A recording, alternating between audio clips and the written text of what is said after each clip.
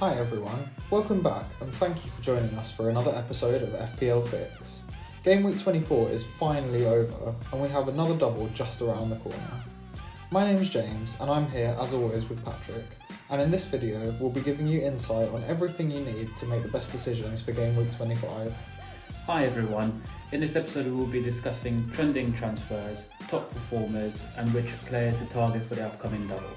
Before we start, I know everyone watching will be ahead of the curve and in the know, but just in case anyone has missed it, deadline is today at 6:30, so please make sure that you've locked in your decisions before then and don't miss out. Without further ado, let's get into it. So Patrick, let's talk about your team. I know you were excited to use your assistant manager chip on slot. Talk us through how it went.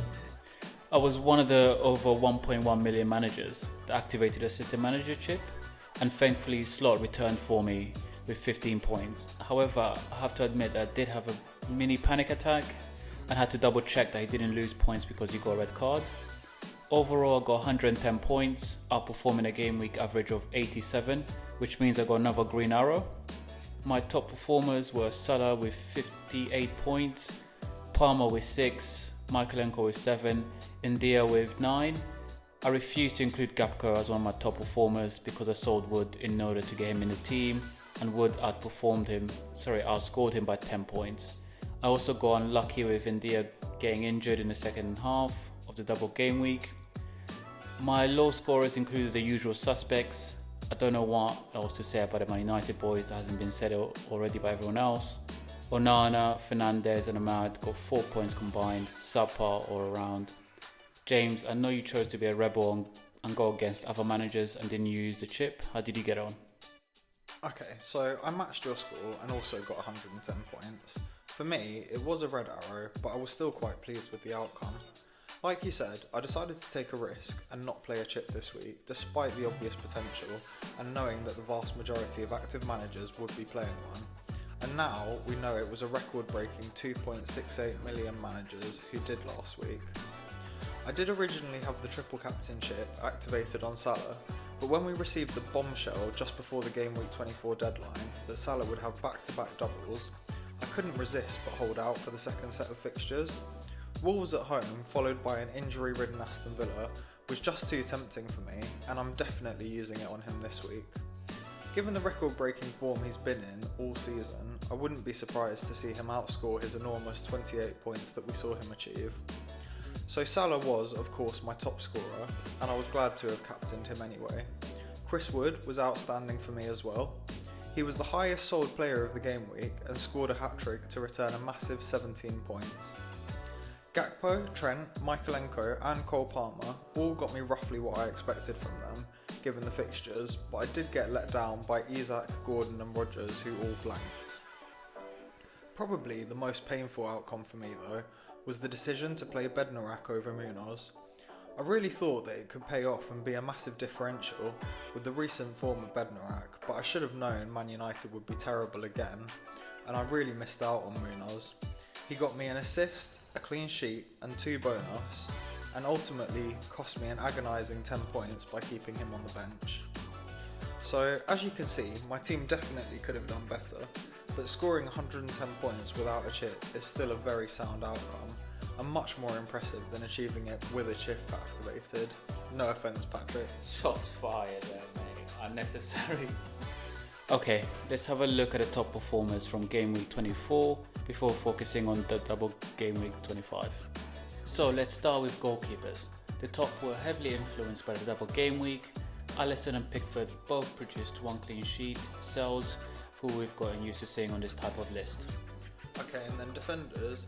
Top of the list was surprise package Tarkowski, who left it late but scored a wonder goal in the last ever Merseyside derby at Goodison Park, to the delight of Everton and the dismay of Liverpool fans. Then Nico Williams, he's been a great pick and part of the exceptional Nottingham Forest defence. And finally, Munoz, which is devastating for me, as I mentioned earlier, with an 11-point display. Salah, he needs no more words at this point. He's 53 points away from breaking the FPL record. Gibbs White and Elanga, both heavily involved in Nottingham Forest attack and producing the goods regularly for that team. So Patrick, I bet you were upset going with the wrong Everton striker. Go ahead and talk us through the top three. Okay, someone's on top form. Beto was a top performing striker with 21 points, who is flourishing in the absence of Calvin Lewin. He scored in each of his double game week fixtures. Wood and Mateta make up the rest. However, we need a moment of silence for all the managers that transferred out Wood for Gakpo, myself included. Mateta continues to impress and was absolutely ruthless against a poor Man United defence. Okay, now quickly moving on to double game week 25, we will start with the trending transfers. Okay, looking at the players who've been most transferred out, the only surprise on that list for me is Trent. He did have an injury scare which left him benched against Everton, but he ended up playing 30 minutes off the bench and scored 7 points, which is the same as Van Dijk scored, but with 60 less minutes. Anyone interesting for you on this side? For me, it's Ahmad. I'm currently thinking of transferring him out as well, because he hasn't returned for 3 straight game weeks. I can only assume he's being transferred out for an Aston Villa asset. Maybe Ramsey, who's 100 grand cheaper.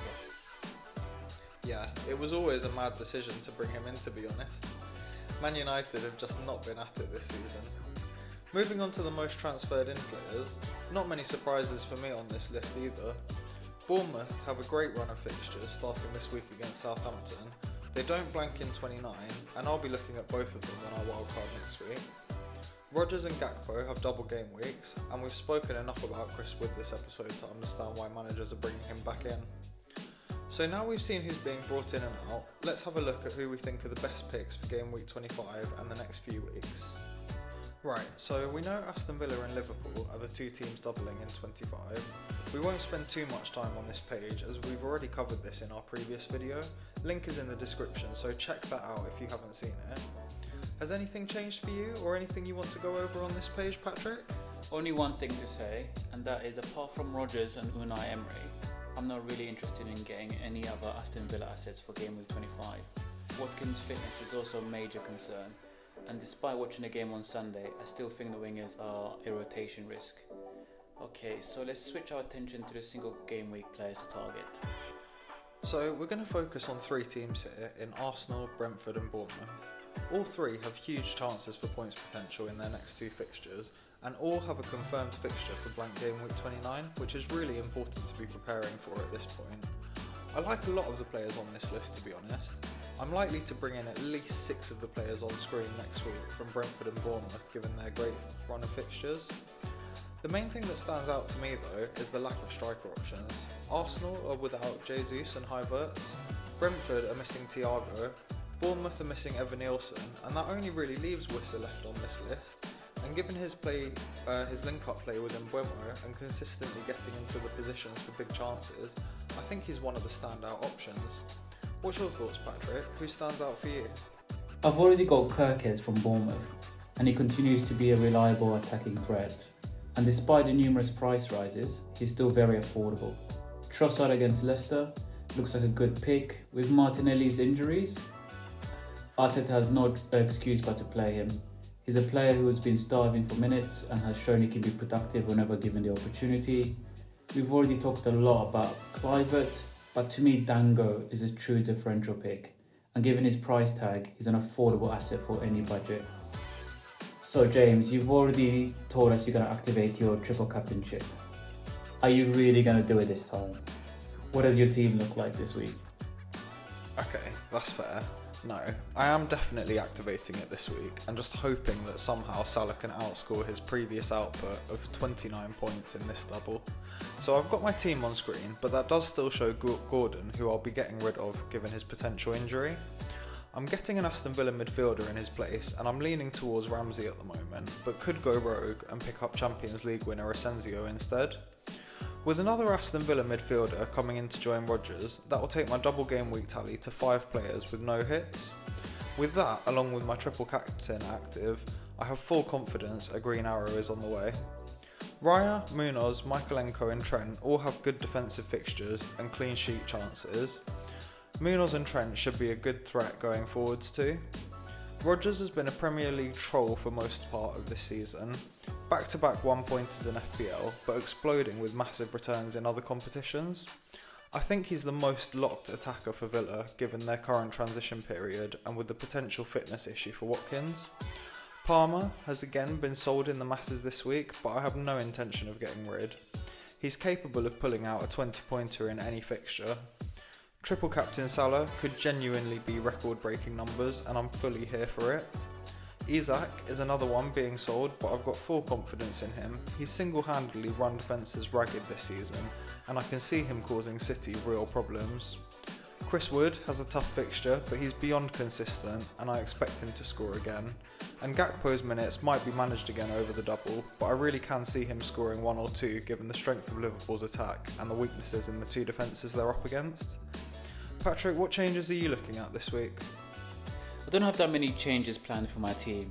I've decided to stick with Onana despite everything I said about Man United earlier. I'm also not bringing in any other defenders. I'm happy with Michaelenko and Kirkes, both are attacking threats, and Digny is a cheeky double game week asset.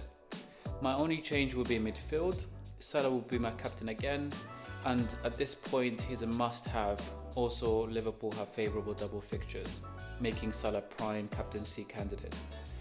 I know I should sell Bruno, but I believe the Man United talisman should take advantage of an out-of-form Spurs team. I'll be transferring in Rodgers for Ahmad without taking a hit. I will also still have Arnie slot available, taking my tally of double game week assets to 5. The only other potential change is India, but I won't make any decision until we get further information about his injury from the Villa press conference.